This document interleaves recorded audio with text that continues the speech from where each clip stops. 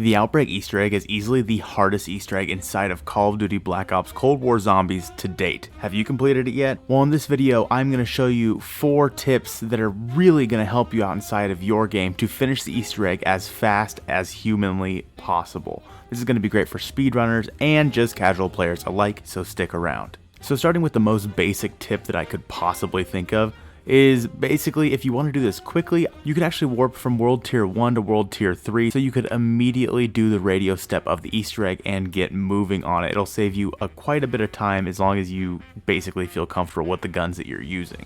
If you don't know how to use the tier skip, all you have to do is just knife the beacon while you are getting ready to warp, and that should skip you ahead one further round. Now because of this, there's a good chance that you're going to miss out on a lot of salvage and other things you would normally use to upgrade your weapons, but because of the new apply blueprint thing that they added into the game earlier this season, it actually doesn't really matter, because if you do some of the side quests in the later rounds, maybe round 3 or 4, you can actually get some pretty good weapons. For example, you'll see me get the M16 here off the wall. Once I got the M16, I just went in and applied that blueprint, and bada bing bada boom, I have a really good M16. So I'd recommend keeping an eye out for wall buys as well as drops of your favorite weapon. Hopefully the M16, I prefer the carve, but I mean whatever's gonna float your boat, and applying the blueprint to that. Now, once you're inside the bunker in the Outbreak Easter egg, there's a couple different things that you're going to want to do. One of my favorite tips is that you can use Aether Shroud to run into the main room that has all the mimics hiding inside of it. You can use that to run into that room while using Aether Shroud and then run up to get the key from the dead body slash scary big mimic that spawns in the corner of the room. By using Aether Shroud, none of the mimics in the room are going to notice you, so you can run up, click the button, and then run out, and that mimic is only gonna follow you. The rest of them shouldn't spawn in. This should help you a lot if you find yourself in a tight situation where maybe you're getting your cheeks clacked a little bit, and you don't want to face about roughly 1 billion mimics. However, at some point you are going to need to take out those mimics, so my best tip for you to take out those mimics is actually do the Ethereum canister step first. By filling up the Ethereum canister and picking it up and having to take it to the jellyfish, what I always do is I pick up the Ethereum canister and then I run through that main room and get every single mimic I can to spawn in.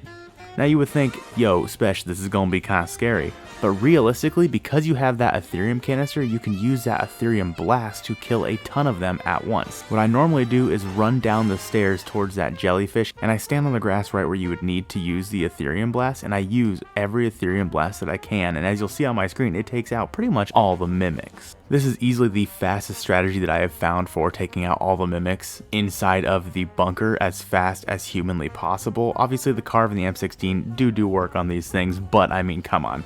This is something you have to do anyway. Get all the mimics and kill them all at one time. Now, once you get into the boss fight portion of the Outbreak Easter egg, I would honestly switch from Aether Shroud to Frenzied Guard. Now, if you don't have Frenzied Guard maxed all the way up, I would recommend it because honestly, this is such a good field upgrade. One of the biggest perks of Frenzied Guard is it actually refills your armor completely whenever it's activated. And if you have it up to tier 5, then it also slows all the zombies down to walking speed. Usually what I try to do is I try to take down as much of the health of the Legion as possible, and then once his crystals come out that you can shoot at, I love to use Frenzy Guard to slow down the zombies around me as well as give me my shield back. By doing so, I have plenty of time to shoot out his crystals. I do think the Aether Shroud is a good strategy for this as well, however, it's not going to replenish your armor, so once you kind of take all that damage to your armor, Daddy's in trouble. The next Outbreak Easter egg comes out in just over a week now, and I am super excited for it. We might actually be getting some stuff today on what's coming for the Outbreak Easter egg in the start of Season 4, so don't forget to stick around and subscribe to the channel to see all of that content. Also, now if you guys want to know the best weapons to use inside of the Outbreak Easter egg boss fight, then go ahead and click on the video on your screen now. So I'm probably live on Twitch right now when you're watching this, if you're watching it when it goes up. So head on over to twitch.tv/Spesh27 to check that out and say hello. I hope you guys have a great rest of your day, and I'll see you soon.